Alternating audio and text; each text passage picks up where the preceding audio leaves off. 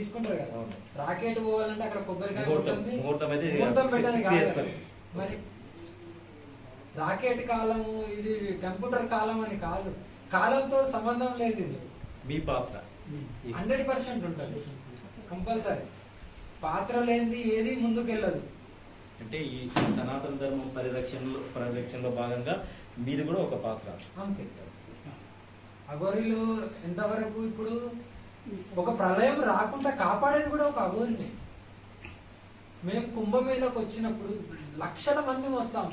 మాకు ఇలా తిరగాలని, ఇలా నగ్నంగా తిరగాలని సోకు లేదు, తిరగాల్సిన అవసరం లేదు. చెప్తున్నాను, మేము కుంభమేళకే రావాలి బయటికి, మిగతా టైంలో రావద్దు. ఇప్పుడు నేను ఇక్కడ ధర్మాన్ని గురించి పోరాడడానికి, ఇక్కడ చేసే పాపాన్ని కొద్దిగానన్నా నాకున్న శక్తి, నాకున్న జ్ఞానాన్ని 10 మందికి పంచడానికి నేను బయటకు వచ్చా. లేకుంటే నాకు ఏమవసరం, అక్కడనే తపస్య చేసుకుంటే అక్కడనే నేను శూన్యం అయిపోతాను కదా, నా శరీరాన్ని కూడా అక్కడనే వదిలేస్తాను. అవునా కదా? మరి ఎందుకు నేను ఈ జనాలలో తిరగడం? ఒక అమ్మవారిగా, ఒక ఆడపిల్లగా, ఒక నగ్నంగా నేను ఈ సృష్టి మొత్తం తిరుగుతున్నాను, భూలోకం అంతా తిరుగుతున్నాను ఒంటరిదానిగా. అంటే నా ధర్మాన్ని నేను కాపాడుకోవడానికే కదా. కానీ ఇంకోటి ఏంటంటే, నాకున్న జ్ఞానాన్ని, నాకున్న శక్తితోని నేను ప్రజలకు సేవ చేయాలి. ఎలా ప్రజలకు? వీళ్ళకు ప్రజల సేవ అంటే ఈ సేవ కాదు, ప్రజలకు కడుపు నిండా అన్నం ఎలా పెట్టేయాలి, ప్రజలని ఎలా కాపాడుకోవాలి. కాపాడుకోవడం అంటే ఏదో అందరికి ఇప్పుడు వేరే వేరే సమస్యలు ఉంటాయి. కొందరికి డబ్బు సమస్య, కొందరికి సంతాన సమస్య, కొందరికి ఆరోగ్య సమస్య. అవి తీర్చం మేము. ఏమంటున్నా, అవి మాతోని అదంతా పరమేశ్వరుని చేతిలో ఉంటుంది. చాలా మంది సాముల దగ్గరికి మీరు వెళ్ళే ఉంటారు, చెప్తారు, మేము అనుకుంటే మీకు సంతానం వస్తుంది, మేము అనుకుంటే మీ ఆరోగ్య సమస్య. అయ్యాన్ని అనుకుంటే నువ్వే సక్రమంగా ఉంటావు. అంతే. ఎందుకంటే పూజారులు అంట, వీళ్ళు సాధువులు అంట, క్రిస్టియన్ పూజ వాళ్ళంట, వాళ్ళవి అయిపోయాడు. ఒక మాట తండ్రి, ఎగ్జాంపుల్ మీరు అడిగిందని చెప్తున్నాను. ఒక మున్సాబ్ ఉంటాడు గుళ్ళో, ఓకేనా? ముగ్గురి పాత్రలు చెప్తాను. ఒక మున్సాబ్ ఉంటాడు గుళ్ళో. ఆ మున్సాబు ఫస్ట్ ఏముండదు అతని దగ్గర, ఏమంటుంది, ఏముండదు. చిన్న కుటుంబం నుండి వచ్చి ఒక మసీదులో కూర్చొని 10 మంది భక్తులు రాగానే వాళ్ళకి మంచి మాటలు చెప్తూ మెల్లగా 1 సంవత్సరం 2 సంవత్సరాలు ఒక పొజిషన్ కదా. అప్పుడు అతను కార్లల్లో పెద్ద పెద్ద మేడలు లేపుతాడు, మంచి మంచి కార్లో లగ్జరీ. ఇప్పుడు ఒక క్రిస్టియన్ పాస్టర్ ఉంటాడు, పాస్టర్ కూడా అంతే. అతను అభివృద్ధి చెందుతాడు తప్ప వాళ్ళ దగ్గరికి వచ్చే పాపము వాళ్ళకి ఏ బాధ తీరదు. వాళ్ళు అలా నమ్ముతారు. భగవంతుని పేరు చెప్పి చాలా మోసం జరుగుతుంది. దాన్ని ఆపడానికి మీరు కళ్ళ నిండా చూస్తున్నారు కదా, మీరు అందరూ అనుకో మీ మీద కేసులు వేసి జైలు వేస్తారు. మీరు ఒక్క మాట ఎవరైనా అని చూడండి, కేసులు వేస్తారు, జైలు వేస్తారు. అవునా కదా?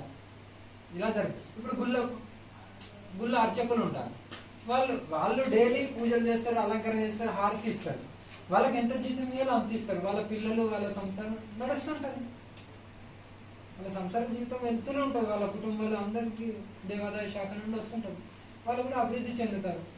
ఇక్కడ ఎవరైతే భక్తులు ఒక క్రిస్టియన్ పాస్టర్ దగ్గరికి, ఒక మున్సాబ్ దగ్గరికి, ఒక అర్చకుని దగ్గరికి ఎవరైతే భక్తులు వస్తారో వీళ్ళ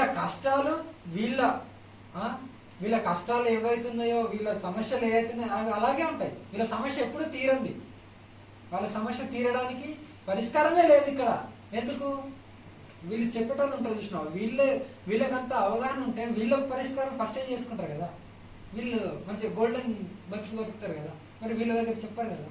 అలంపూర్ నవరాత్రులు కదా, నవరాత్రుల గురించి దర్శనానికి వచ్చాను అమ్మవారి దగ్గరికి.